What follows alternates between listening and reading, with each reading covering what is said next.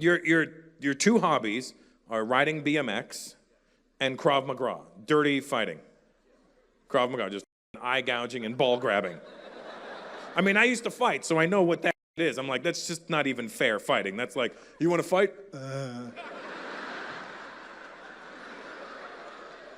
Stitch, could you imagine having to work a Krav Maga fight? He'd be taping up balls all day. All right, guys, I got it. Listen, next round, kick him in the cock.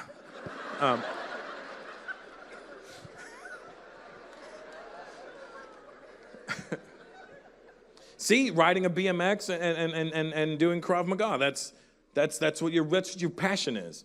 A restaurant's just to make your parents happy. Be honest with me, it is, isn't it? Because that's what Indian parents do, they shit on your dreams. He's like, Mom, Dad, I want to ride a BMX. Okay, BMX. Oh, God. Is your hutch going to make you money? Or whatever the bikes are called now? Your hutch, is that too old school? Is your mongoose going to... I don't know what those are the good bikes in the 80s. I don't know what's around now. Thanks that guy, Duck Dynasty. You know what I'm talking about, right? You saw, those are the same bikes you and I wanted, right? I didn't have one. My parents bought me a bullshit, like, a Canadian Tire bike. That's what they did. Yeah.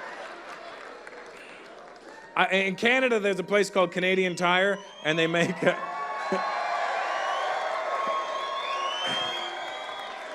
and they make the worst copies of shit. I had a super cycle. I had to strip the stickers off, and then I went and bought mongoose stickers and stuck it on the side of my bike. Oh, shit, Russell's got a mongoose. Let me lift it up. I'm like, the fuck, made of lead?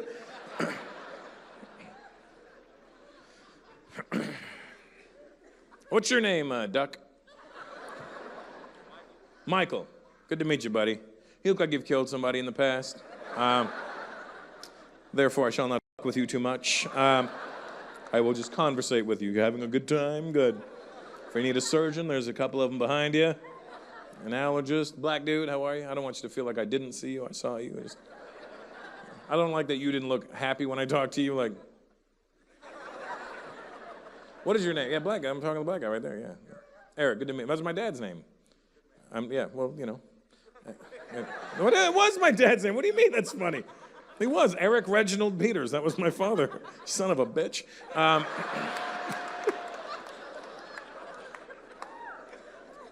What do you do, Eric? Which union? I work for the union. Like this. Like, the union? Which one? Communications workers. Oh, good. Well, I would expect you to communicate that better. That's not what you want your union delegate doing. Yeah, I'm here to talk to you. About what? We got a handle.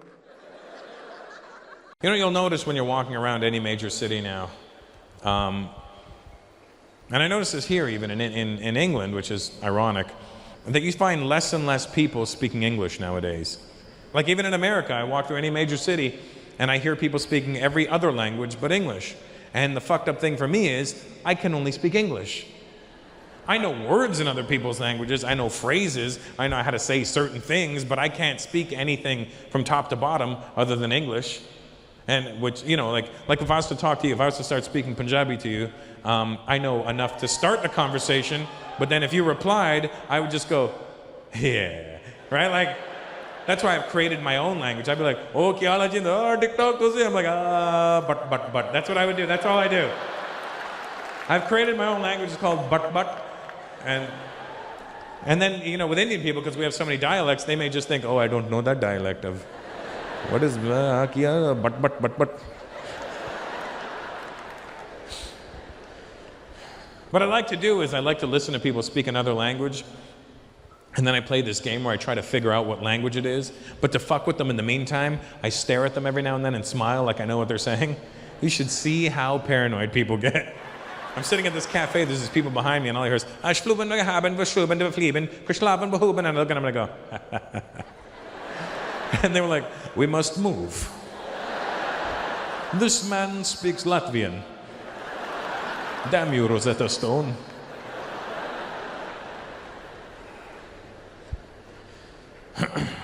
But I always listen for like the one key word in English, you know? You ever do that? Hear somebody speaking another language and you listen for the one key word in English and then you try and piece together what they're talking about. But the funny thing is you'll hear a word that sounds like an English word, but it won't mean the same thing to them. Like you'll be like, shopping mall. And you're like, they're going to a shopping mall. But then you find out that shopping mall means bread to them or something, you know? There's always words in people's languages that'll make you laugh because it'll sound like a word in your language. Are there any Hungarian people here tonight? Really? It was just a fluke question, really. Do you speak Hungarian, sweetheart? What's the Hungarian word for kiss? Not choke, the other word. Pussy, right? Did you know that? That's the Hungarian word for kiss. Pussy. To us, fucking hilarious, isn't it? Pussy. Ha ha, pussy. But to Hungarian people, very innocent. They'll be on the phone, okay, pussy, pussy, and they'll hang up. And we'll be like, ha ha, double pussy.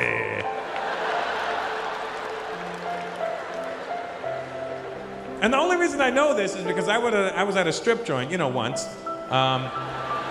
researching some material quite extensively, and my stripper, she was Hungarian, and I guess I was making her laugh, and by the end of the night, she goes, you were so nice, I want to give you pussy. And I'm like, I would love to receive the aforementioned pussy. And she goes, close your eyes. And I close my eyes, and all of a sudden I feel on my cheek, and I'm like, did she just rub her pussy on my face? Because if I'd known that was going to happen, I would have done the old,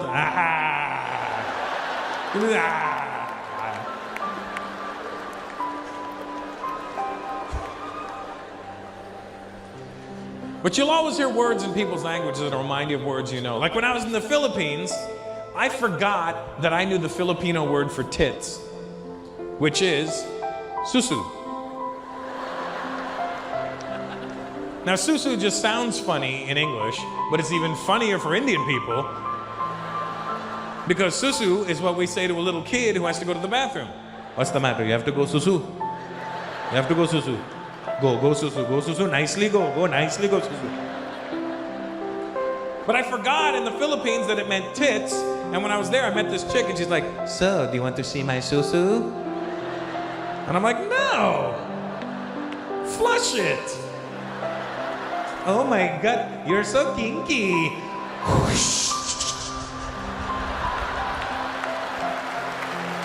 When my girlfriend's asleep beside me, I'll do whatever it takes to not disturb her. And more often than not now, especially after 40, like 3:30 in the morning, I'll get waken up because I have to pee. And then I'm like, you know what? Look at her, all pretty and sleepy, and I don't want to disturb her, so I'm going to risk a bladder infection. And I just go back to sleep, right? And then about 10 minutes into my sleep, I start dreaming about peeing. That's your body going, hey asshole, didn't I try to tell you something a minute ago? And the minute you start dreaming about peeing, that's when you have to get up and go do it, because your body's like, we're not playing this game. And when I finally agree with myself that I'm gonna go to the bathroom, I become the most stealth-like ninja human being you've ever seen in your life. I start edging towards my side of the bed. And while I'm doing that, I'm pushing up the blanket right behind her, you know? So that way it feels like I'm still there. And then when I get to the edge of the bed, I literally pour myself out of the bed. And then I get up, and then when you get up to go to the bathroom, I'm like, guys, you have to make an announcement. It doesn't have to be loud, it doesn't have to disturb anybody, but you have to say, I just gotta pee. Because if you don't, and she wakes up and you're not there, she immediately assumes you're sleeping with somebody else. So it's a safety thing, it's an insurance policy. She doesn't have to react to it, she doesn't even have to move. You just have to say, I just gotta pee. She's dreaming, she's asleep, she's dreaming about playing tennis. Just gotta pee.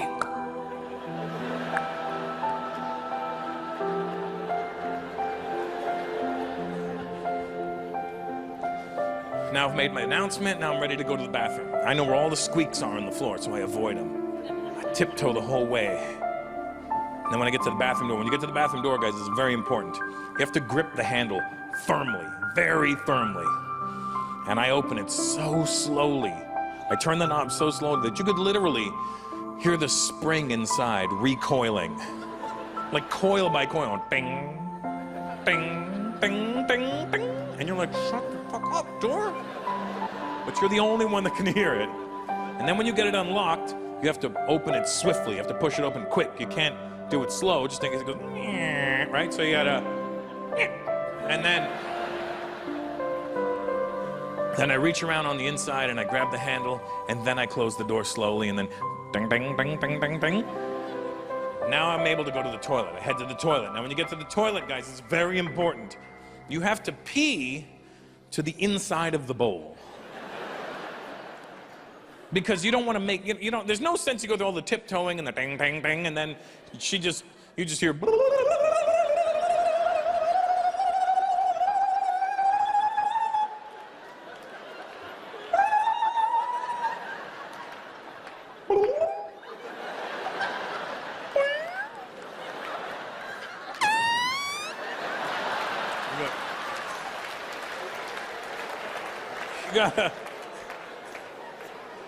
You gotta pee to the side of the bowl. You don't want to break water, right? So you pee to the inside of the bowl so the pee just cascades into the water. And there's no noise. And then when I'm done, I take the seat and the lid and I close it. And then I flush, because I'm trying to mute the noise as much as possible. And then I stand there and I wait until the tank refills. Then and only then do I head back to the bedroom. I don't wash my hands. All right, first of all, I took a shower right before I went to bed. Second of all, it's my dick. It wasn't dragging through mud all day. Literally a minute ago, it was asleep on my balls, just...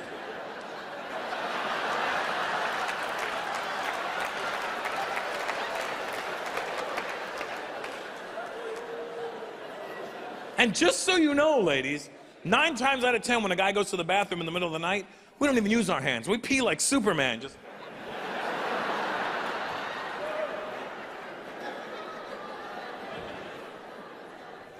So then I tiptoe my way back to bed, and then when I get to the mattress, I put my shoulder on it first. You gotta put your shoulder on the bed, and then I put one leg up, right? So I got an even distribution of weight on the bed now, right? And then I just do this little jiu-jitsu kind of roll, you know, I kind of roll my whole body, and then I roll onto the bed, and then whoop, whoop, whoop, whoop, and bam, my arm ends up right around her. And she has no clue that I left and went to the bathroom. And we do it that way, ladies, because men respect a woman's sleep.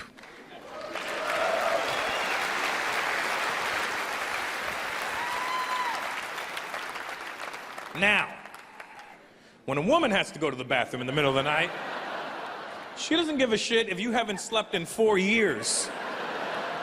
If she gets woken up out of her sleep, it's everybody's problem. They don't wake up and think to themselves, I have to pee. They wake up and go, oh my God, I gotta pee!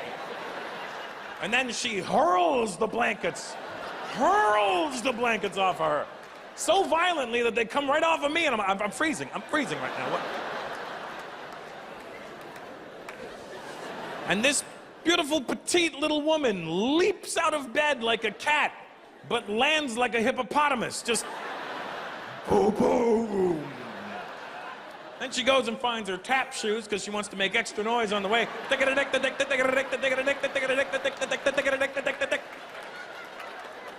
Then she gets to the bathroom door handles, the boing, bang, bing, slips out of her hand, slams the door, whack. Gets into the toilet, goes to lift the seat, it slips out of her fingers, whack! Loudest noise in the world. Then she sits down to pee. Now, ladies, when you sit down to pee, why can't you just sit down and pee? Why do you have to sit down and go, oh?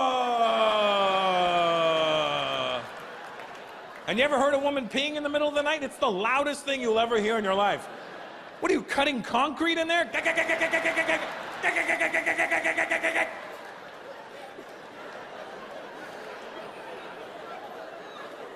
And then when she's done, she goes to flush, but she fucks it up and does a half a flush, whoosh. And then you gotta sit there 2 flushes, whoosh, whoosh. And then she goes to wash her hands and she knocks over a glass, shit. And then Now she's done, and she storms back to the bedroom. Storms back to the bedroom. And she slams that bathroom door behind her so hard that it doesn't catch, it just bounces back open. And this asshole left a light on in there. So now there's a beam of light entering the bedroom. And she's stomping her elephant ass back to boom, boom, boom, boom. She's 110 pounds. I don't know where all this weight's coming from. And instead of just getting back into bed like a normal human being, no, for some reason she turns into fucking Hulk Hogan when she's coming back to bed. I'm coming back to bed, brother. And she...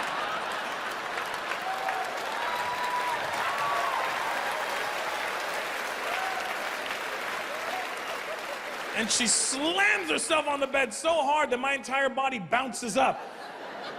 And then I go, hey, is everything okay? Oh my God, did I wake you? Yeah, bitch, you woke everybody on the Northern Hemisphere up.